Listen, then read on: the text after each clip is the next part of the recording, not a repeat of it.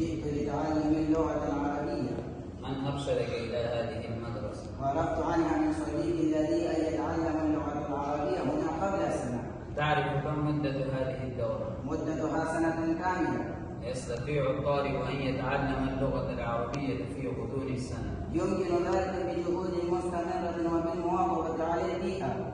حسنا، وما هو المنهج الدراسي لصف اللغة العربية؟ هناك منهج خاص ومن أهم الكتب هو العربية القرآنية والعربية للناشئين ودروس اللغة العربية والحوارات المفيدة للصغار والقاموس المصور. هل انطلق لسانك بالعربية؟ نعم، انطلق لساني بالعربية جيدا. وهل بدأت تفهمون اللغة العربية جيدا؟ نعم، أفهم اللغة العربية والحمد لله. كم بالمئة تفهمون اللغة العربية؟ أفهم 80%.